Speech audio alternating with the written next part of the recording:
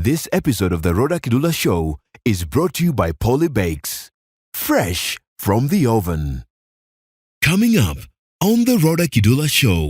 I had started suspecting, actually, because I started getting, I used to bleed under the skin.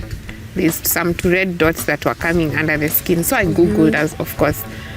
So I had an idea it might be cancer, but I don't know what kind of a cancer. So I remember having a conversation with my father-in-law. I was like, I hope hawataniambia niko na cancer. So the doctor came. They came like 5 or 6 of them. I was like, yeah, this is definitely it. So she broke the news. She started telling me, yani mind ilishia tu hapo kwa uko na cancer.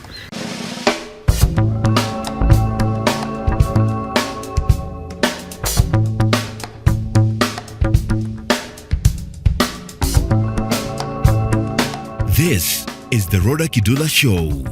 Hi there and welcome back. This is the Rodah Kidula Show. Hope that you are well. Thank you so much for your support. I am really excited to continue with these conversations, just providing a space where we can talk about family, marriage and relationships and remind ourselves that when God is in it, it actually works. Yes, I am still married for 5 years. Tunasonga tu pole pole. Yeah, and something happened over the Christmas holidays with JK Studios. We did a family photo shoot with JK Studios and it was amazing. I'd like you to have a look at how it went down. And anytime you're looking for photography or videography services, please consider JK Studios.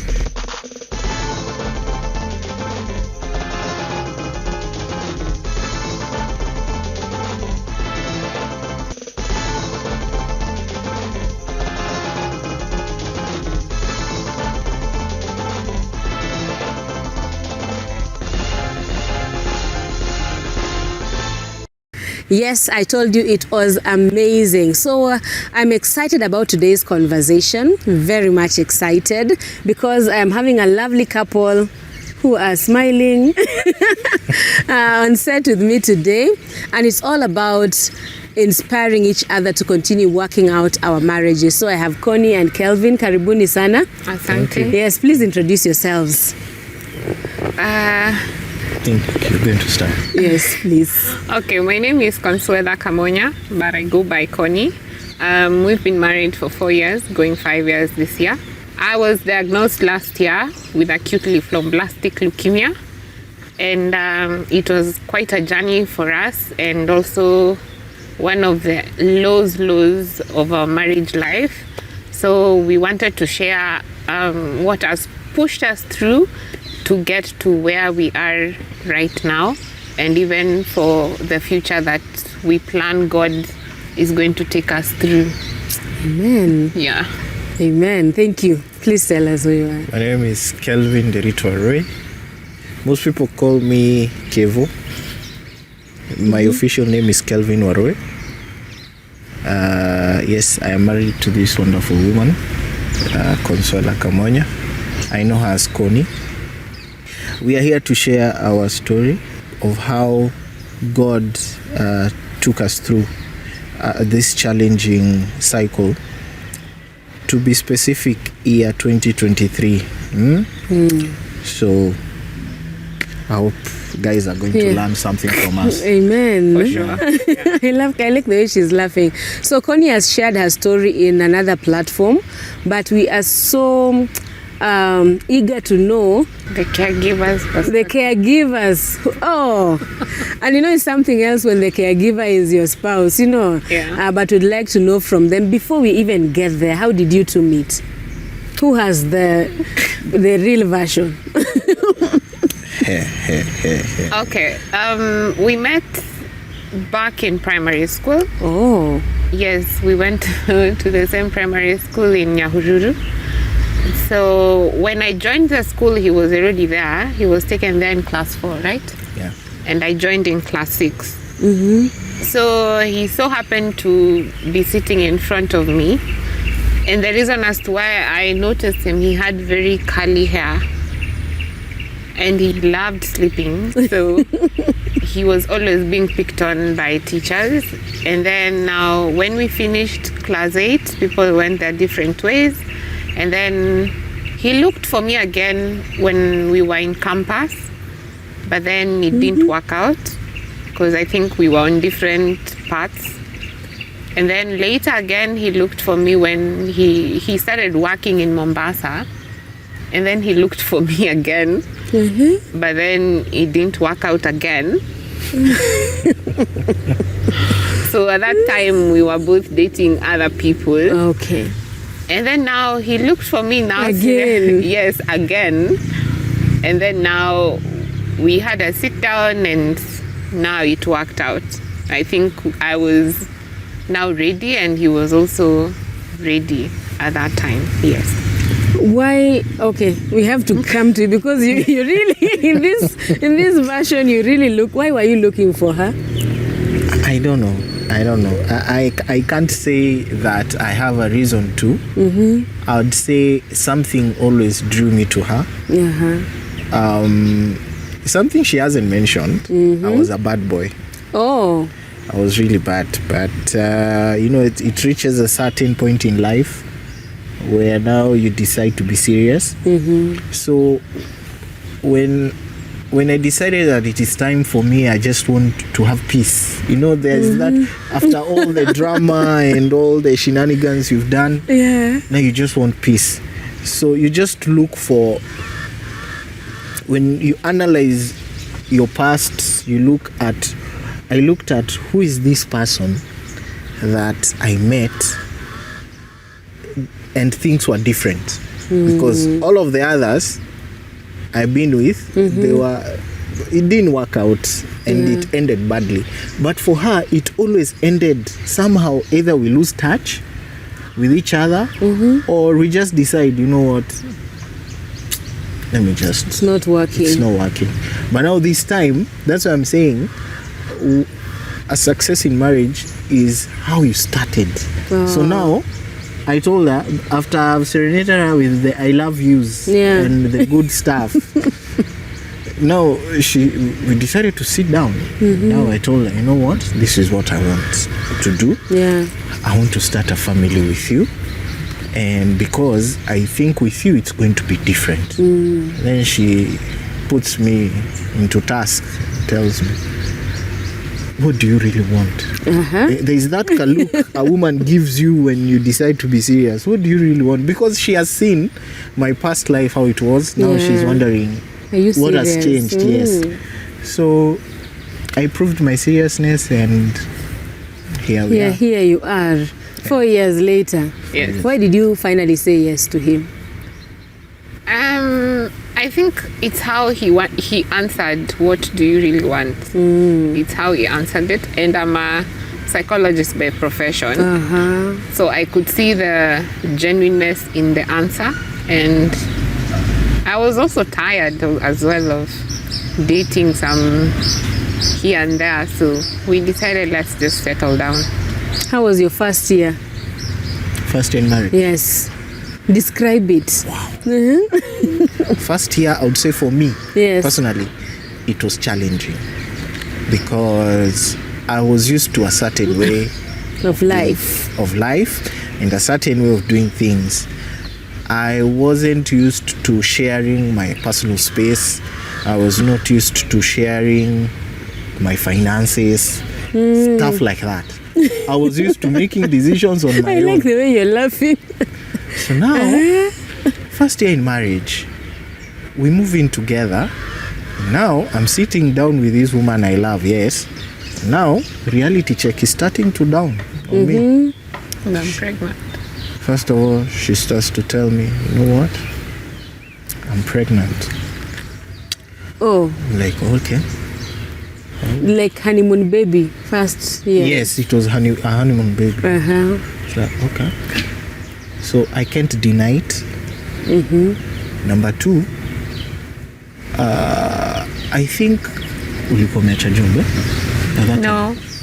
Actually, what happened, so that we start living together, is I was put on bed rest because my pregnancy was like really, really bad. So I was put on bed rest. So my mother-in-law suggested, because of this, you can't be able to do this, that you guys should now start living together so that it makes your work a little bit easy. And then COVID hit, and then now I couldn't juggle being pregnant and going to work, so I started taking half days, half hours. Eventually I just saw it is wise for me to quit, to just let it go. So now that's where we started sharing the finances. Oh, yes. Not sharing his finances. Yes. So now it reached a point, now I had to accept that this is how things are. Now introducing myself to the culture of telling her, this is what I have, what do we do with it? Now starting from there now, accepting is usually the first step towards resolving an internal conflict, either within yourself or within the other person. So that is where we started. And I think from there, it has been the same throughout. She knows how much I earn. I know how much she earns. You see, when you start with that disclosure from the word go, it becomes easy. Yeah. So that's how we manage. So the first year, the baby is here. Yes, I'm a housewife. There's COVID. I don't know anything about babies. So we are figuring things out using YouTube, thanks to YouTube. And life went on up until now, 2023. That is last year. Yes. What happened?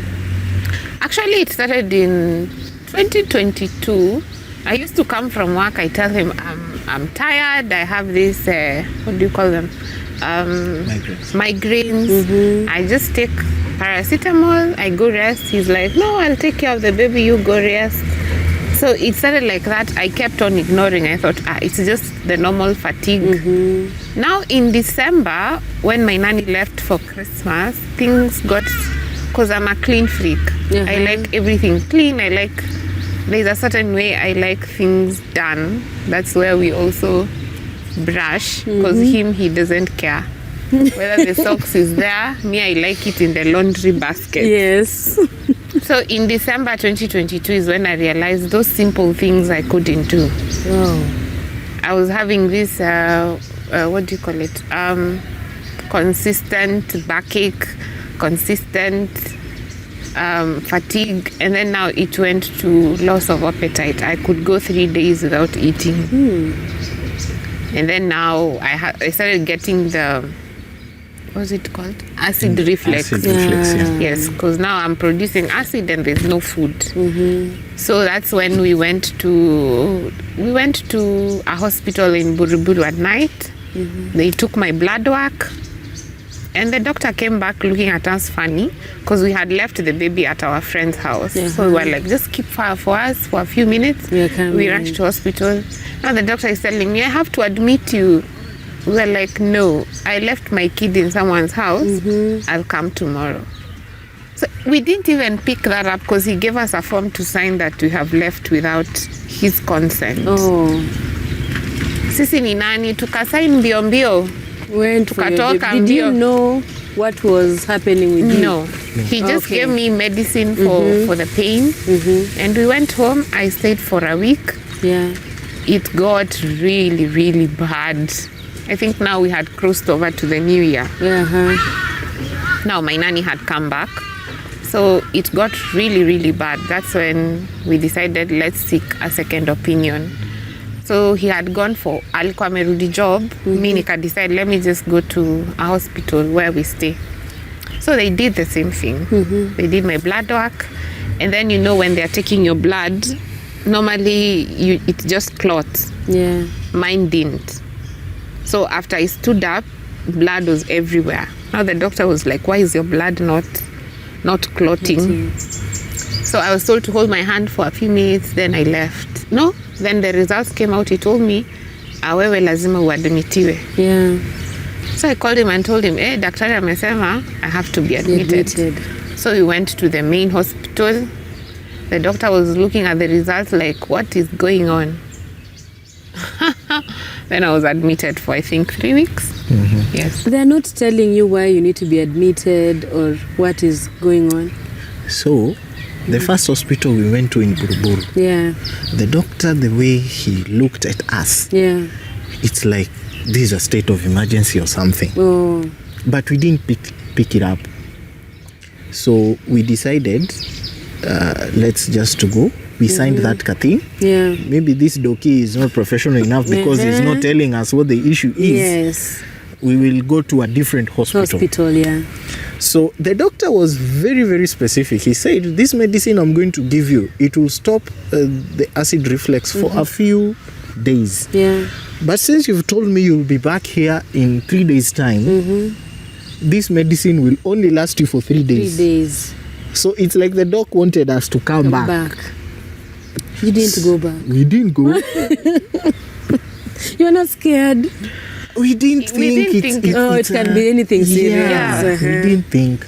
So now when I'm at work, I think it was on Saturday. I can't remember the day. When I'm at work, she calls me, she tells me, hey, that medicine that the doc gave me, Elisha, but now the acid reflux is back. But now it's stronger. I feel like it's choking me. Oh.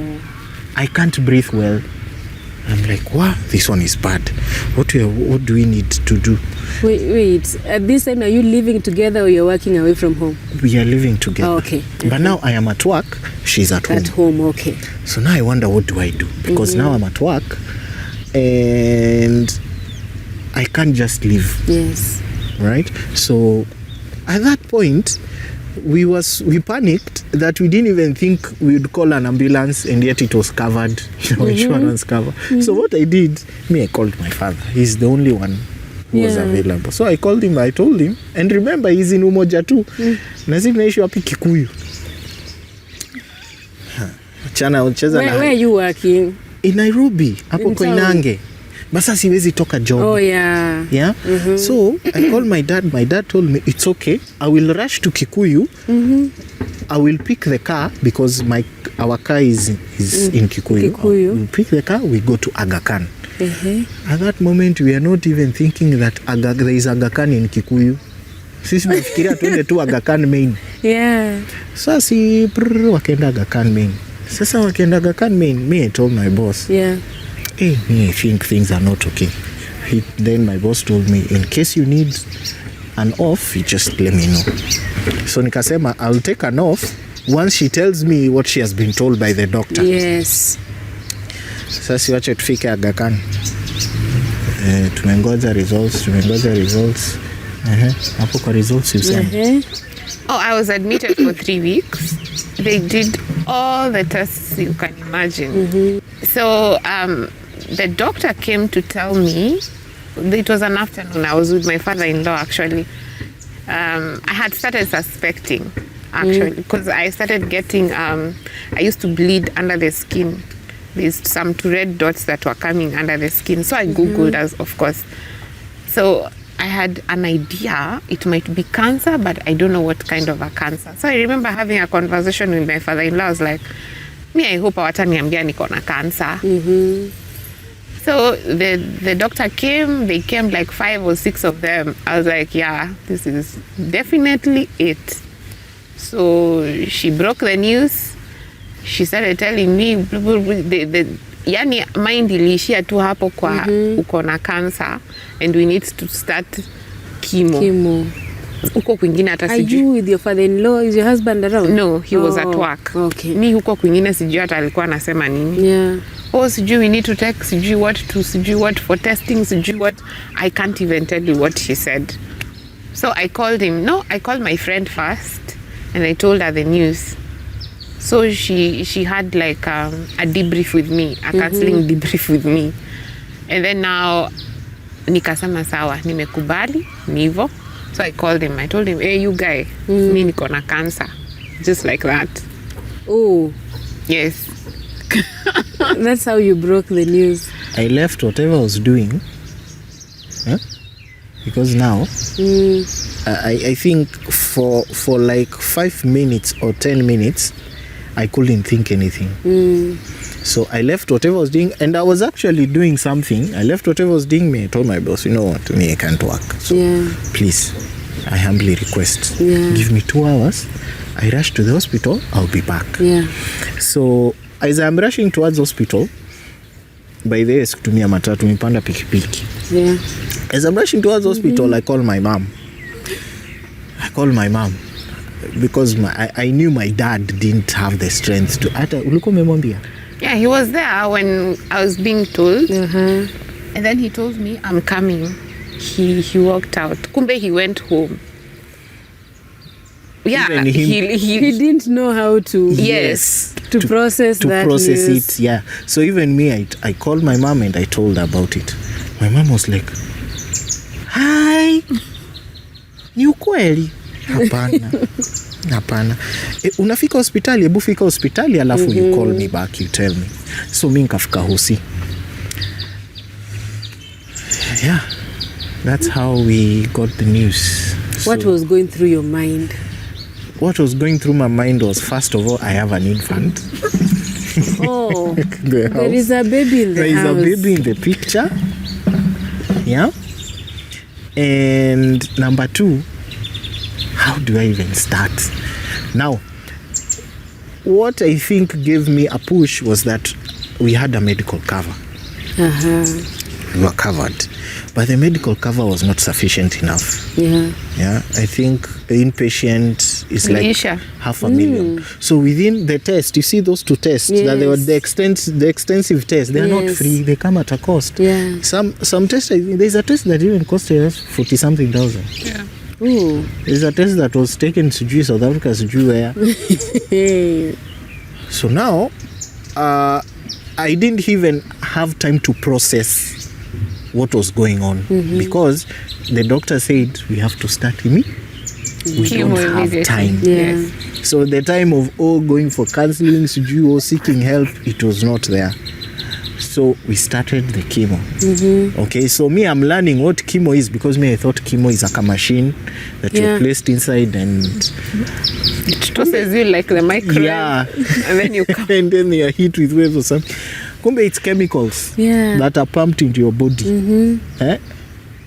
So we went through that. I think for me, I didn't have the time to be weak. I didn't have the time. Because when I'm looking at her, because there was a time actually she was admitted, I think, close to a week. I'm looking at her and I'm looking at myself. I don't think I have the capacity to actually say I am weak now. Or to cry. I didn't have that time. Actually, the moments that I would cry is when I'm going home. Either I'm driving back and I'm alone, or I'm in the house. Because I used to have sessions where I would pray.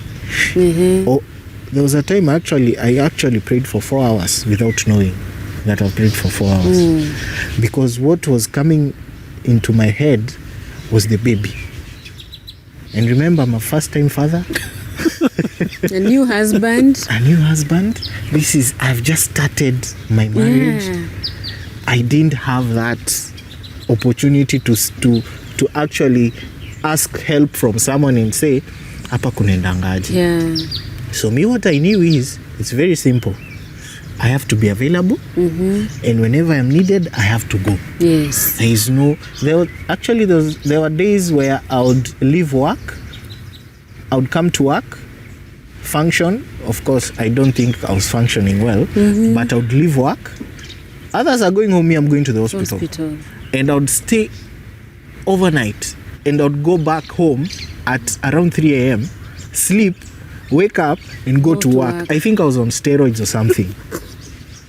For real, I think I was on steroids.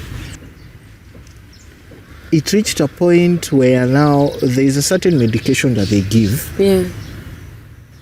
that is put into your spine. That was the most challenging moment for me. You were around? Yes. Seeing that being done. It's also done when someone is going through CS, right? Yes. There's something that they dunga on Yeah. your spine. Yes. And most of the time, husbands are told to go outside. But now this one, I stayed. Yeah.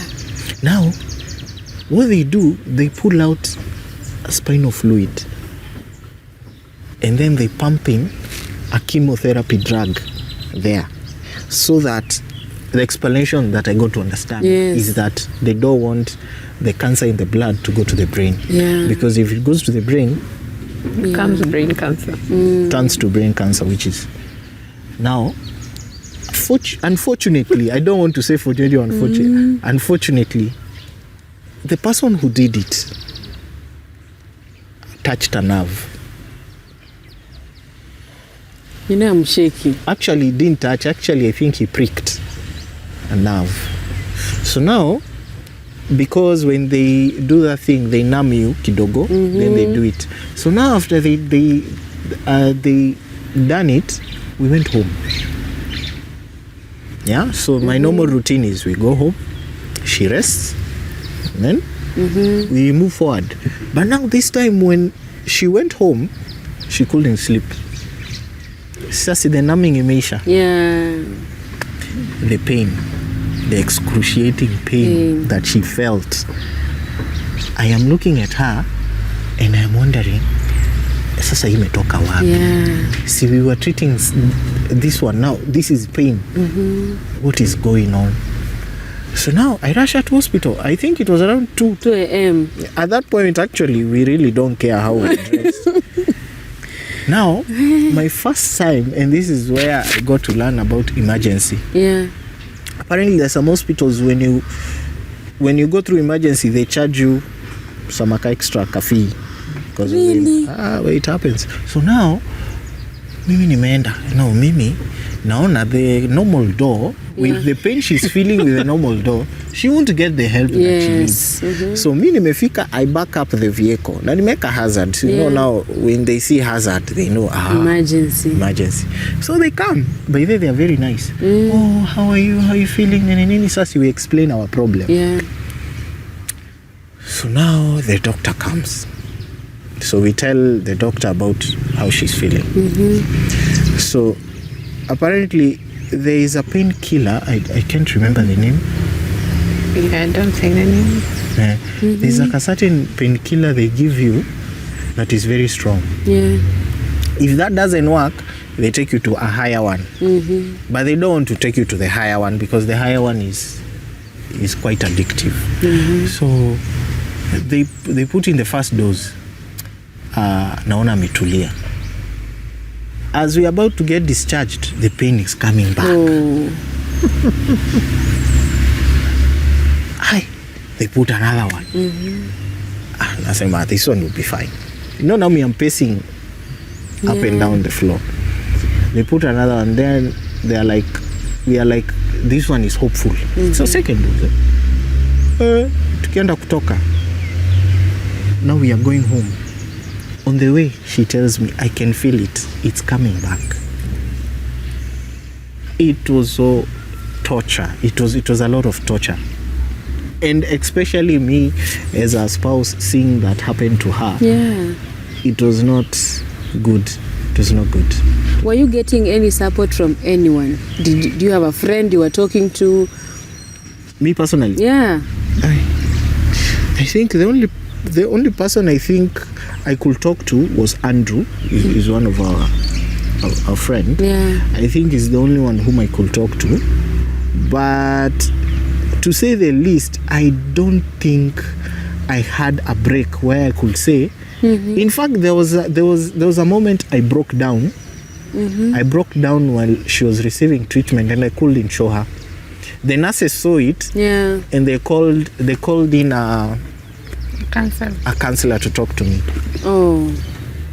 I broke down like a baby. I broke down like a baby. And then after that, I felt relief. I went back. I told her about it. And the counselor also wanted to talk to her, but she was not. What's going on this? When all this is happening, what's going on with you? I think for me, some of the medication was making me angry. I was angry at life.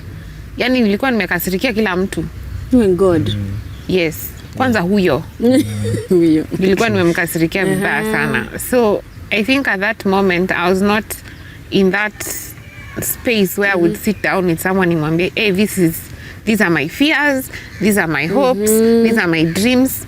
So nilikuwa namtoleanga stress. Oh. Yeah. So apart from what you're sharing, you're going through, she's also... I'm piling. You're piling more. Yes. That is why you see most of the time when a patient is going through this, the focus is usually on the patient. Oh, yes. But not on the person, because when it comes to caregiving, there's usually a primary contact. The person who has been there from the beginning. Yes. And clearly, I'm not saying we need to give that limelight, of course not. I'm just saying this person also needs to have a certain form of attention on how, not just other things, but at least someone to talk to. Because me, I would reach a point I would talk to myself. When I am walking towards the office where I would get the bill, I remember there was a day she told me, Ebo, go and check the bill is how much. I was very hesitant to go and check it because I knew it would... It had gone overboard. It had gone overboard. Yeah. There was this moment where I actually forgot to mention, I think it's after like 2 weeks of admission, the bill had skyrocketed. So the medical cover is no longer in use. And she's still in Hosi. And the doctor is saying, we can't stop. Yeah. We can't stop. Is there a time limit? Are you told you're going through chemo till this time? Yes, they told me my treatment plan is 2 years. Oh. And sasa tumeishiwa na pesa. Yeah. So I tell him, let's just put it in the open, because this is something we are going through very close knit. It's just our parents who knew about it and very few friends. So I told him, you know what, now it's time to create a WhatsApp group, because now we need help. We need help, especially financially. Yes. He's telling me, Aki, I can't do that. I'm like, we'll have to. There is no other way. Money is as fast as money is coming in, it's fast inatoka pia haraka hivyo. So we need to. So he had to create a WhatsApp group. Why didn't you want to? He's very hard. He doesn't like asking for help. Kevin doesn't like asking. It's a male thing, right? Yes, he doesn't like asking for help. So that had to take a push even from our parents to run that. And then there was a time I needed blood. So he's running the WhatsApp group and he's also looking for blood donors at the same time. Where do you look for blood donors? I'm talking to friends. The same group that was created, I am asking, is there anyone who is... I posted in our group at work, our formal group at work. I posted in the family group. I posted in the Django group. Lucky enough, if there is someone I would like to appreciate, is my dad. You know, my dad, okay, he's amefika ile age yenye hafai Donate down. So now, the doc says she needs blood and she needs it now. So, of course, the culture is you look for donors, so now, of course, the first donor is me. Oh, yeah. So the first day it was simple because it was me and my dad. Yeah. So nikatoa. Your dad. Mzaya katoa. So now the rule is you can't donate blood again after you've donated. You can only donate after 6 months. So now they need 2 pints. Oh. And they said 3 people make 1 pint. I don't know why. That is what they told me. So we're looking for 6 people. Yeah. So I had to look for 6 people. So I called everyone I know. Everyone. There are others whom I don't want to mention their name. There are others who didn't want to do it. There are some have got this fear. There is this fear among, I would say, especially Africans. We have this fear of if you donate blood, your blood is going to be used for what. Really, in hospital, Africans. There is that fear. It's still there till today. And me, myself, let me speak for myself, I fear needles. Sipendi kudungwa. Yeah. But at that point, I had to do it. Yes. Because it's a life. So when someone is asking help for blood, it's not that they want to do it for anything else. They want to save a life. Because now it reached a point, the chemo was so much on her that the blood levels were so low that the doctor had to stop the treatment first so that we boost the blood levels. And then, something funny is what? They give you blood, you become better. Then the doc says, we have to. You remember those days that you didn't receive chemo because you are on transfusion? Yeah. You have to take those dosages. So the same chemo is pumped in again, then blood levels go down then they transfuse again. So it was, I think they transfused like 2 times. 3 times. Yeah. Where is your baby? She's in the house. She doesn't know where the mom is. She doesn't know where the dad is. She's just living her best life. That time, last year she was 3. Oh, she was 3 now. Yes, she was just living. And that is the thing about God. Like, babies don't know anything. They are so innocent. Even I would come home after 2 weeks. She doesn't even know you are not here. She's so happy to see you. You're so weak. You can't carry her.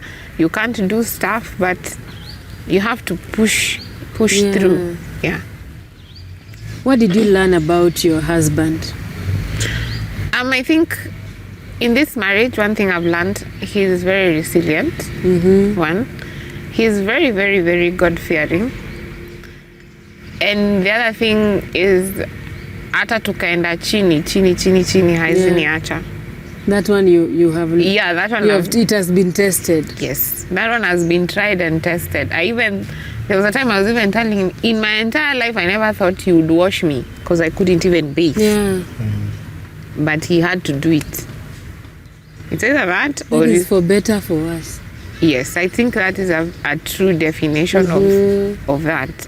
And even for the couples who are going through similar situations, or you have a wife or a husband who is going through a terminal illness, I think that is a trial phase, not from the devil, but from God. These days me and him don't take negativity as giving the devil an opportunity. It's God actually taking you through that. Probably he sees greater things for you in future. He has to pass you through fire to see if whatever plan he has for you in future, are you able to take it on? And if you are able to take it on, will it be with wisdom, or will it be that nimepata this big thing, what am I going to do with this big thing?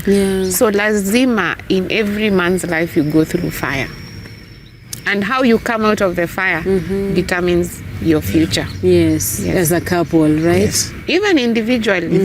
Yeah, even individually. Yes. Because me personally, I would say this journey tested my relationship with God.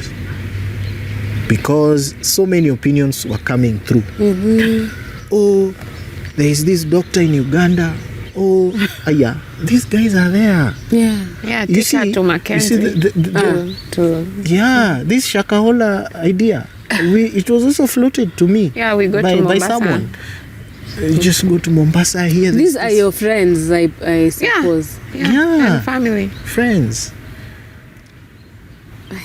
So, how do you handle them? I can block you people. I think you just take people with... I think for us, we decided, like, we are not going to kasirikia anyone. Yeah. Because probably that is what you believe in. Yeah. You believe that God has to pray to use somebody for you to receive healing. Yeah. As much as when Jesus came to us, he tore the curtain in the temple was torn.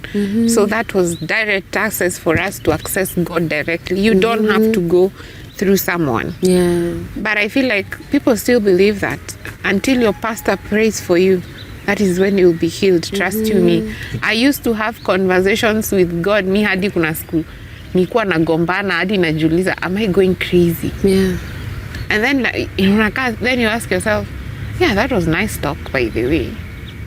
So just have that direct, because people will tell you crazy things. Oh, don't eat this, it's not good for cancer. Don't do this, it's not. Yani those unsolicited advices, they come from this side, floating to that side. Even sometimes I used to ask my doctor, nikifanya hii, it will be bad.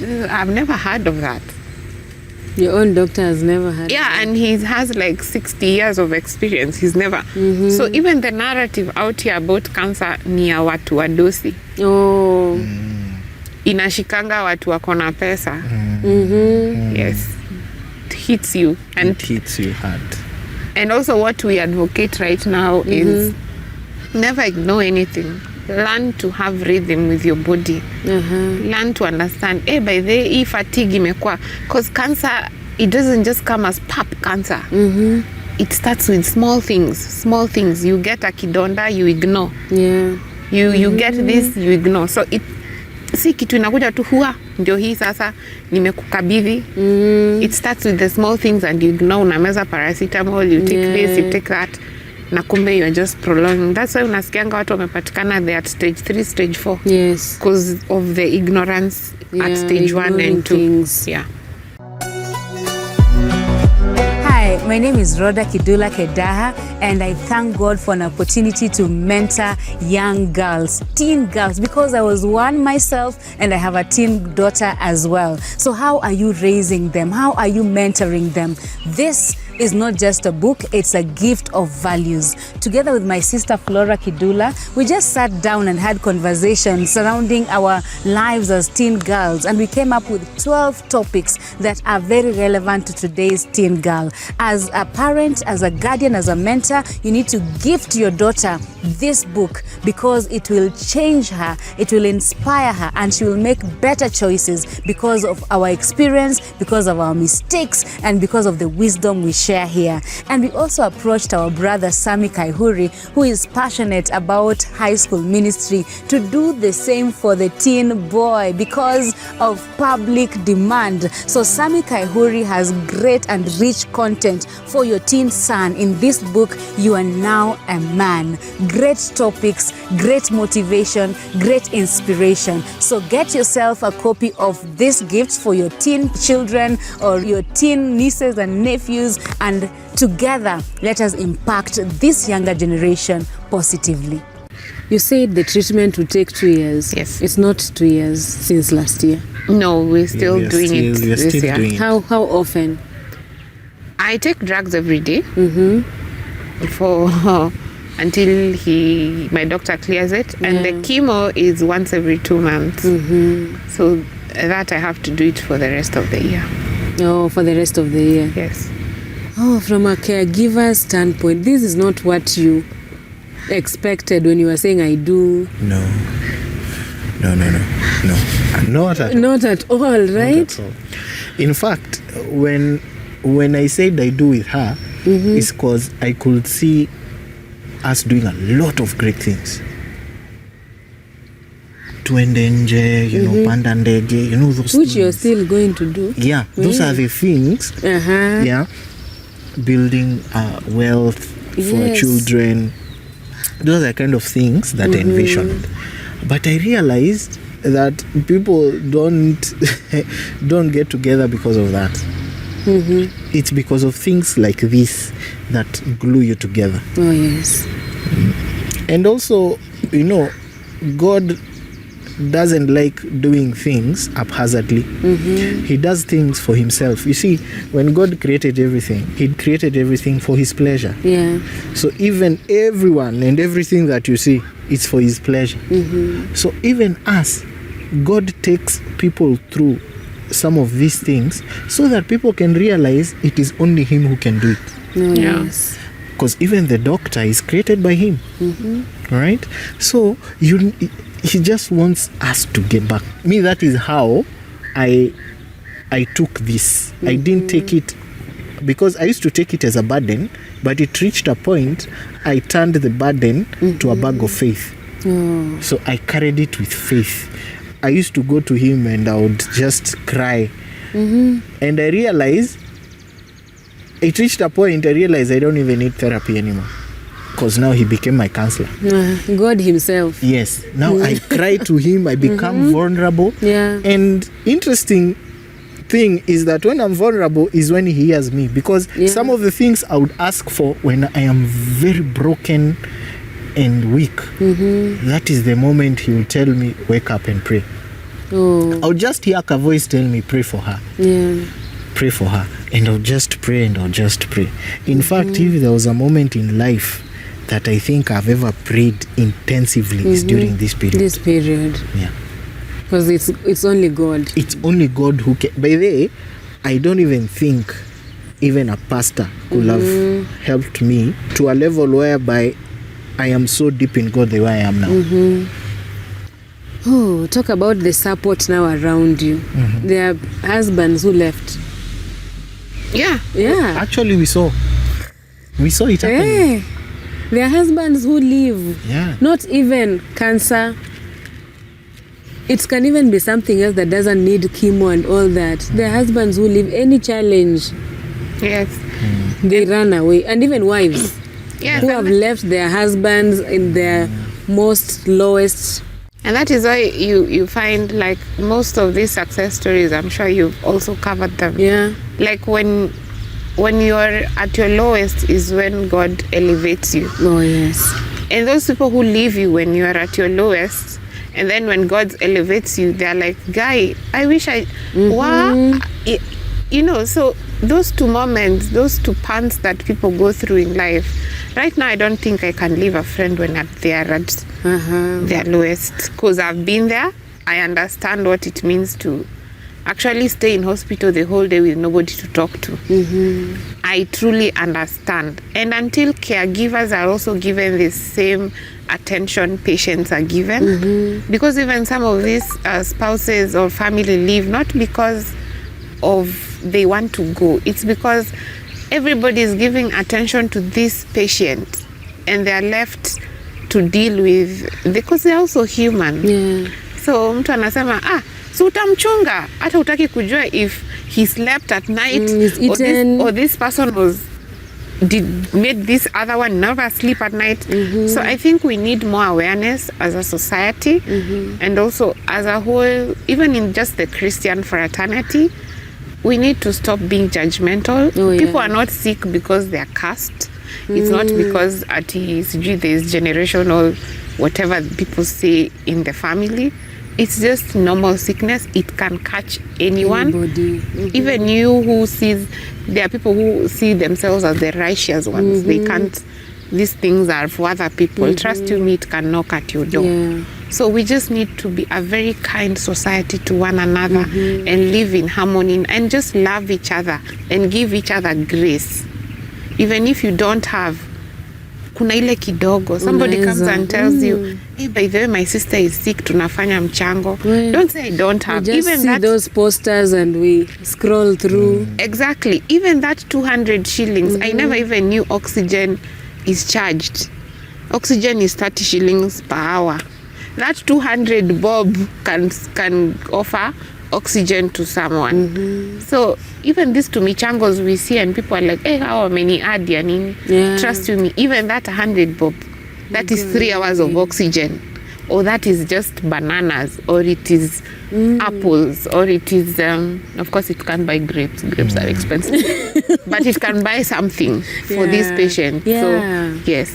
So that's why we felt like we can share this, and it is a story that we want everybody to hear. I might not be here for long. I might be here for long. That is something also we have come. That was my next question. It's a difficult question. Yeah. Because maybe it's just me, maybe you hear cancer. It's a death sentence. Death sentence, you just become scared. Or even visiting you or even talking to you. Yeah. There are people who don't know how to comfort you. There are people who don't know how, Yes. How do you deal with that stigmatization? Let me call it that. because there is a place the society has put cancer. When you hear cancer and you just get scared of the person on their behalf. I think for me is there's usually a lot of things said under the carpet. Oh, yes. So I am very open about it. I'll just tell you, I'm fighting cancer. I just say it. And I felt like just saying it makes it easier so that even you decide to talk behind my back, I'm already okay with it. And we decided, let's live life. Tomorrow is not known. You're working. Yes, let's just live life. Because unaweza sema, now this is my diagnosis. Now let's keep us ourselves in the house, not go anywhere so that you don't get catch things because you have a low immunity or stuff. I decided let's live life. Yeah, kesho ni Mungu anajua. Yes. But for now, since we know today, we have woken up today, let's live today. And that is how I decided since, I think, last year around February. Daktari amesema kimo kesho, sawa, twende tu. Weka, nitadeal na consequences baadaye, uko mbele. Weka. But that is the kind of, now I'm very open-minded. Yeah. Anything can come, anything can go. But what have I done with the moment that I have? Now. Yes. Yeah. So you two have had the death conversation? Between ourselves? Yes. Between ourselves, no. Me personally, I've not had that conversation with her, but with myself, I have. He I have avoids not it. understood. Okay, whenever I try to bring it up, Yeah. he shoves it.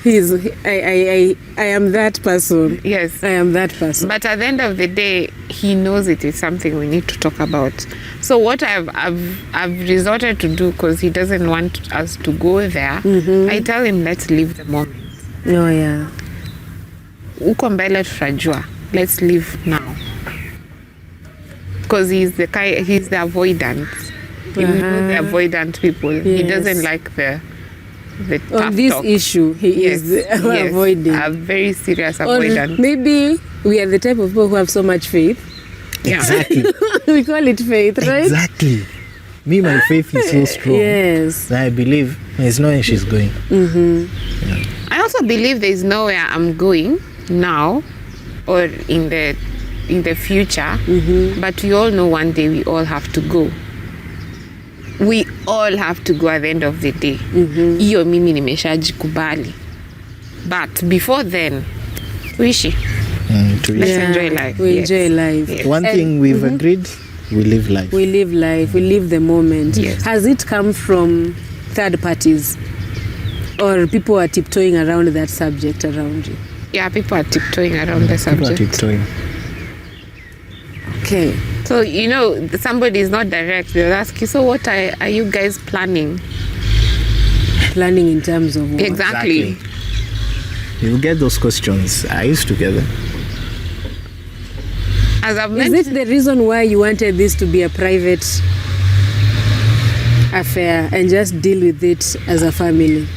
If God granted me the financial capability, Yeah. I wouldn't have made it a public affair. Because naturally, the way I am built, I don't like people coming in. By the way, mimi sipendi kupeana space yangu sana. I am very protective of my space. Even her, she is. We are both like that. But now, when it reaches a point where you need help, you just accept that you need help. And when those opinions come, the way I am, and she knows it, I really care about other people's opinions when it comes to well-being and welfare of how we do our stuff. Yeah. So if somebody has an opinion of how he feels of things, I will hear him out. But as to whether I will accept that opinion as a factual thing is something you can debate in the near future when I am not around. But as long as I'm here, the faith that I believe in is that we live life If you're of the opinion of the contrary, I think even the Constitution grants everyone that right. So we just accept. It's okay. Yeah. But I think also, as a society, we should also be careful Yeah. of the comments we throw around. Yes. People who are like the things that are not really your core business, you know. Yes. Because sometimes you can also be careless. Yeah. Because I know, as strong as you are, you have emotions. Yeah. You have. Did you ever break down? Your husband broke down. You look like these strong women. I used to, even now when I talk about it, I get emotional. Yeah. And even the stereotype that people have is, yani mnono hata ukai kama uko na cancer, you know, I really hate that comment. Mtu wa cancer anakaanga aje. Wait, someone did not verbalize that. They do. They do. Me, I think I need salvation because, again, I don't know. Okay. Yeah, people do actually ask me that. You look so healthy, you don't look like a cancer patient. Yeah. I remember asking one, how do cancer patients look like? So are you expecting me to look like that? Yeah, that is what they expect. They I've expect had several comments like, haka ni kama kumgonjwa hata. Oh, there's also that aspect of maybe you're faking it. yes. I need salvation. Because right now my mind has ideas of what I can tell people. Yes, you know, people think if you're a cancer patient, you're very Emaciated. you look frail, you look like you want to die the next day. Yeah. Yes. So people start asking those questions. Hata bwana wako akai kama mtu anapitia mashida, you know. So this is the society that you have to look like your problems. Yeah. Yes. How do you deal with that? Is ignoring enough? Do you have couple therapy together, or are you in therapy? I think also me, as the career path that I have personally has really helped me, because self-awareness na kuanga nayo. So I can read such kind of things. I don't absorb them, or I just blast you. No. Like I just ask you, how is a cancer patient supposed to look like? And then I'm blank, I don't know what to say. Yeah. And we move on to the weather or the next nearby. Yeah, where did your hair go? Yeah, it fell off. Oh, so this is new hair. Yes. Now I need you to educate Rodah. I'm visiting a cancer patient. Yes. What should I ask or not? Or what do you expect from now the people who come to ask? Maybe some are asking innocently, right? Some make these comments maybe innocently because they don't know what to. Yeah, I think when you visit a cancer patient or you have a family who is going through cancer, first understand what kind of cancer do they have. Oh yeah. What are some of the symptoms they experienced? How can you help? Most of the time they'll tell you, I'm okay.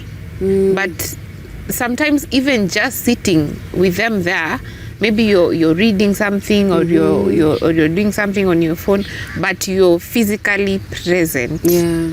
Even not talking or just praying for them from inside. Yeah. Really goes a long way, by the way. Even just doing research on your own, if they tell you, okay, I have ALL or I have AML, just go online and see what is this thing all about.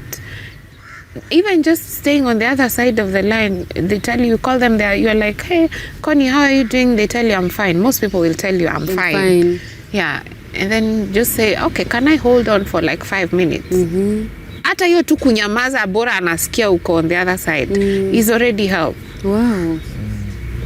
Yeah, or even sometimes, you know, when you're going through chemo fatigue, hiyo kuchoka, kusikia kulala, even just going to their place, helping with probably making them a meal. Because we are very picky as well on what you eat. Just making them a meal. If they are married, just staying with the spouse or taking the child or taking the spouse somewhere just to have lunch. You atoke tu kwa hiyo environment ya sorrow. It really goes a long way, by the way. That is what people don't know. And while you're going through this, marriage is still marriage. Yeah. Yes. The normal marriage. No. Oh, you mean in the bedroom? No, not in the bedroom. Yeah. I mean, like, you still disagree on things. Yes. Yes. You, like, the normal relationship is still going on. Yes. You're still having those conversations. You're Yes. still... You know, marriage is hard enough. Yeah, I think some things you just have to shelf them. Uh-huh. Especially when someone is a cancer patient, they get very angry haraka. So usichukulie hizo hasira personally. Oh, yeah. It's just like a phase, itaisha. And they are very emotional. Unaweza muuliza kitu na kujibu vibaya, usichukulie, because they're already dealing with a lot evil.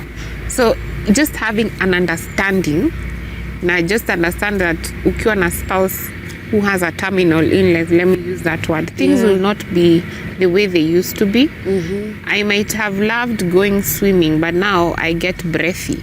I might have loved going hiking, but now I can't do 10 steps, you know. So just having that understanding and compromise, a lot of compromise. A lot. Sometimes I want to see him, sometimes I don't want to see him. So, but we have to live in the same house. You don't want to see him. Yeah. You just want to be alone. To be alone. And he respects that personal space, that I want to be alone for 3 hours. Please, just let me be alone. He will understand that. So mkikuwa na hiyo understand. And communication. Oh, yeah. Hiyo kujijazia ataelewa. Just communicate. I need to be alone for 5 minutes. And understand that I need to be. I don't know. If my husband told me he needs to be alone. Oh. Personal married, space. yeah, you know. Yeah. So sometimes you just want to be alone in a shade somewhere and just think. Mtoto hali huku. Oh, come, sijui do what? No, you just want that. As long as you communicate na yeye understand, I need time to myself with my thoughts. It will really help. You learned all this on the job. Yeah. You had no manual. I had no manual. I had to learn. But the nurses also were very nice. They really helped him. Even they used to tell him, if we can't pray, he just prays for me. Yeah, so they were really nice. I think shout out to them. Wanajijua. Wanajijua. Yes. Wow. I think I am still I'm still like stuck on how something like this can even glue you together. Yeah. The way you were telling me before I started the show, that marriage is not glued together by happy moments. Yes. It is things like this. Yeah. So your daughter is now 4? She's turning 4 in July. Oh, she's almost 4. Yeah. Still doesn't understand what's going on. No. In fact, right now, she joined school. That is her life. She loves school. Yes. So whatever is in the house, she doesn't even know. Probably we'll tell her when she's older. Oh, yeah. Yeah. Now I need you to talk to spouses who are caregivers. Some are on the verge of giving up or maybe feeling like I'm not the right person to take care of you. Maybe we need to hire a nurse or mimi siwezani. I'm not even strong enough for you. I think I would relay the advice that was given to me by one nurse. Yeah. I'll never forget his name. He told us before we started the chemo journey, he told us this is the point where whatever spiritual deity you believe in, because the only thing that will take you through this is not of human origin. It has to come from a higher authority. So whatever spiritual being you believe in, this is the time you need to be spiritually active. That is what I would tell any spouse or any primary caregiver. You need to be spiritually strong, because some of the things I did even now, I could not believe I could do them. Trust me, I could not believe. You come from work, right? And remember, work has got its own pressures. You go to hospital, And the person you're seeing in bed is not a friend. It's your spouse. Yeah. You look at the condition. You stay throughout the night. Friends are coming to say hi, then they go. Hi, yeah. then they go. You are the one staying. You leave at around 3 a.m. You go home. You find your daughter asleep. So even the time as a father for a kid is not there. Then you sleep. You sleep for a few hours. Then you go to work. The same cycle for almost 3 weeks. You think that is somebody can do it if you are normal?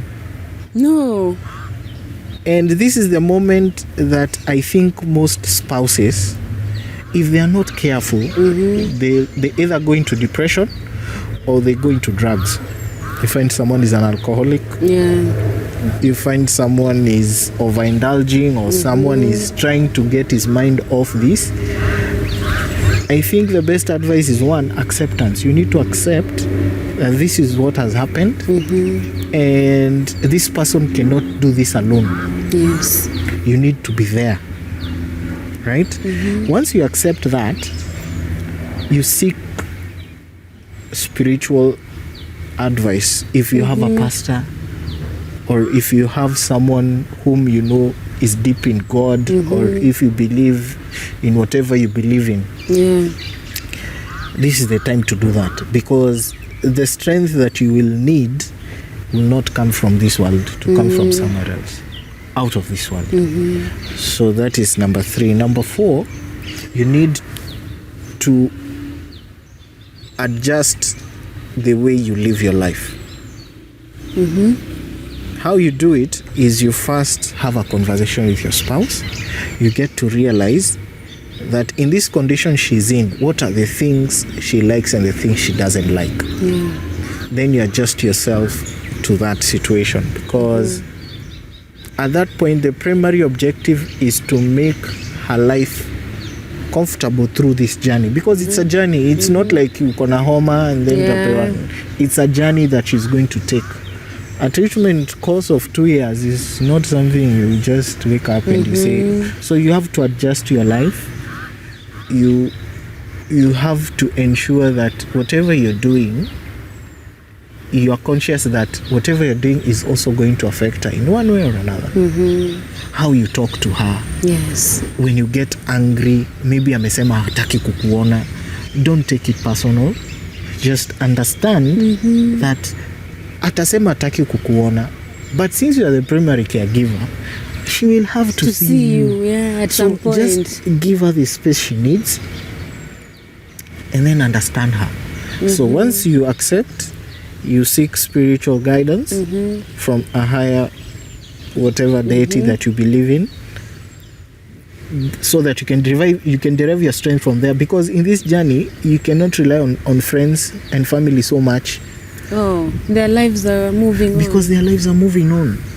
And also that they are human beings like you. It's not that they are special. They are also human beings. As much as they want to be there, they need to earn a living so that they can support you. So they will not be there with you throughout. So you need to have a certain grace that doesn't manage your expectations. Yes. Have no expectations actually. Yes, have no expectation at all. Don't put When someone tells you, I am sorry, I can't come today because traffic, understand that is how it is. Understand. Don't take it personally. Then after that, understand your spouse and don't turn away any help you can get. However small. Even if someone wants to come and see you, allow them. Because the thought is what counts. You know, at times, people think that a cancer patient requires money, requires some extravagant thing. No. Actually, at this moment, we need you to come and say, Kevin, it's going to be okay. She's going to make it. Yeah, Connie, don't worry, it's going to be fine. Okay. You know, those are the things that actually, in fact, most cancer patients, the one I have seen through this journey, some of them, if you look at them, some of them actually give up because they don't have anyone. Oh. You'd find someone is receiving 2 doses of a chemo drug that is so strong And they're alone. and you know very well after that drug is done they can't walk, they won't be able to walk, but yuko hapo Alone. Yeah. alone. So I think caregivers or primary caregivers, they should just get their things in order. When I would say, let me use that word, get your stuff in order. I'm not just saying your pockets and everything, I'm just saying psychologically, spiritually, mentally, get it in order. Once you do that, even if you get to find obstacles in front of you, you'll be able to see how to deal with it. Yeah. But if you don't accept, it will hit you so hard, you won't believe it is you. And you will also affect. And you'll also affect her well-being or the other person's well-being. Yeah, because So, they're actually looking to you. yes, in they're a way, looking. right? For example, when you see her and she's unable to wake up because she's feeling weak, Yeah. and you need to help her to the washroom or you need to help her to the bathroom to take a shower. If you have not accepted, it will be hard for you to even paka sabuni umfanye hivi. You know, it becomes hard. You feel, what is going on? You know? But if you accepted and she calls you, she says, hey, Kevin or Babaela, I need you to help me do this and this. It becomes easy because you accepted. Oh, so did the Mchango group help? Yeah. They A did lot. a lot. Hey, lot. shout out to all our friends, Hey, shout out to everyone. family. Oh. Hey, It is a long list. I think Hey, Mungu tu awabless. it went up to 500. I think. You were able to clear the bills, yes. but you're still paying. Yes, now it's, every treatment is a new thing. But that time, because the insurance was over, we had, and because he had built like a rapport with the people, so we had an accrued bill that Mchango could help clear, which it did. And also, I would just not advise, I'll just talk to people who have friends in terms of the expectations part. Yeah, Don't have expectations with anyone. you'll be mad. Yeah, because some friends are just there for a season and some are there for a reason. Yeah. Just learn to know the difference. Yeah. Oh. Yeah. Yeah. Then Because you might put your hopes in a friend who is there for a season when their season is over. and their season is over. It's not that they don't love you. They It's do, just- but just... I had somebody tell me the other day, hey, I've been sick since you were sick. I'm like, what do you mean? Actually, your story really shocked me. I've been unwell. Until I heard you are well, now I'm well. I'm like, wow, okay.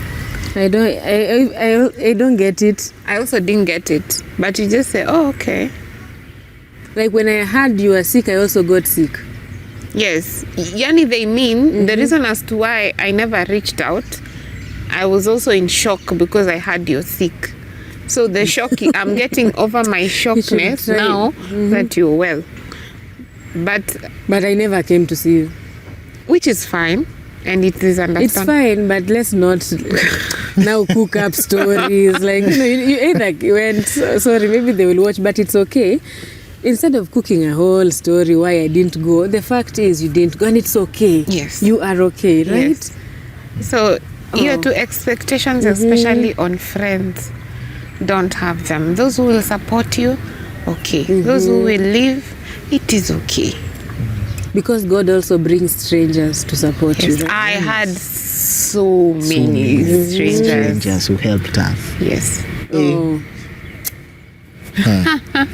Yani you have so much hope on someone you know. Yeah. Then someone you don't know just does the Comes and does a 360 60. sweep. Yeah. So just know the difference between your seasonal friends And those who are here for a reason. Yes. Wow. Yeah.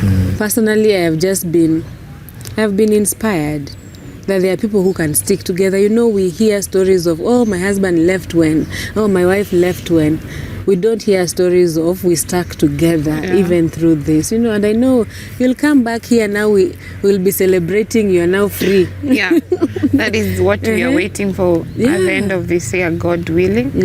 And I know He's already willing. It's just that I have to finish the treatment according to the way it's supposed to be. But deep down, we believe I'm healed. Amen. Yes. Amen. I believe so too. Yeah.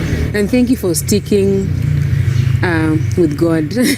Yes, He's the only one who He's the can. only one. You said you were angry at him at some point. What shifted? I think I used to gombanisha him Yeah. and talk vibaya, and then at some point I was like, probably this is my kiboko. You know, everybody has to get a kiboko in life. Then this is mine. And I told him it's okay. Wewe nichape tu. Ule utamaliza kunichapa. Yeah. Please reward me. Because hata mtoto unamchapa for bad behavior, and then eventually you reward them. So I was like, it's okay. I take this kiboko. Yeah. I don't know how long you're going to beat me, but please reward me after you're done. Yeah. And acceptance is everything. Yeah. Wow. And thanks to my colleagues as well. Oh, at Yes. work. Oh, Yeah. by the way, my colleagues also, they supported me. You didn't believe. It's like you had very low expectations. It's only that I can't say their names here. But Koinange Street, asanteni sana. Thank you. Asanteni sana. Even our families, both sides, they supported I was us. actually really, when you said it's your dad who went to take her to hospital, I was like, what a relationship. Yeah, Do you know how many people can, you guys, those who are married, can your father-in-law come from Umoja to Kikuyu to take you to hospital? If that is... I usually tell God, thank you. Thank you for amazing... On the in-laws part, you scored. for amazing parents. Yeah. Even for my mom, she couldn't be able to travel to come stay in Nairobi. But the bit that she prayed, especially in faith, and always ensuring she has checked up on him every day, was amazing. My father-in-law used to be with me every treatment. Wow. Especially the days I was going for chemo every day. Tulikuwa naye. He doesn't like needles. He doesn't like hospitals, but he pushed himself through. Yeah. Those are blessed parents. Yes. God bless them so much. Yeah. Yeah. The experience has also revealed to you that you guys have amazing parents. Yeah. So wow, that is a great blessing. Thank you so much for sharing this. I know and I believe that someone has been inspired, and we have been reminded that when we say for better, for worse, it's actually... Please mean it. Please mean it. When you're saying it, please mean it. Because it's not a joke. When the worst comes before the better. Before the better. Please mean it. Like we always just say that smiling. Yeah, you know, when you walk down the aisle and the pastor tells you to say those words, in our minds, how the human beings, we always believe the better will be first than the worst. Sometimes in marriage, the worst comes first before the better. Or the sickness before the health. Yes. You have experienced that. Yes. May God bless you, and I can't wait for you to invite us. Yeah, we for will. a party. We celebrate. We will for sure. We had a Thanksgiving mass a while back. Yeah. And then now we'll do another one to wrap up everything. After now the doctor finishes the treatment plan and all that. We have one. Wow. We have to give thanks to God. We have to. Sure. I am in. Are you still fundraising for chemo? No, right now, no. Right now you guys are okay. God has provided. Yes. Wow. May God continue using you and lifting you. And your marriage is blessed. Your daughter is blessed. Amen. One day she will watch this and say, I didn't know. Now But I know. now I know Yes, what the yes. Lord has done. Exactly. And it will have positive impact even in her life, just knowing that by the end of the day, what I believe this is God. Yes. Yeah. There are people who even didn't go through one chemo and they didn't even make it to the second one. Yeah. Yes. So God has a reason why you are living this moment now, and even for your availability and willingness to share this story. May the Lord cover you. Anytime I air someone and they share their, I call it business publicly, we know that the devil is not happy. Yeah. So may the Lord cover you. As this goes out there, may God cover you. And yes, we will all celebrate and rejoice. Amen. Thank you. Thank you so much for coming. Thank you for having Thank you us. for having us. And thank you for buying the calendar.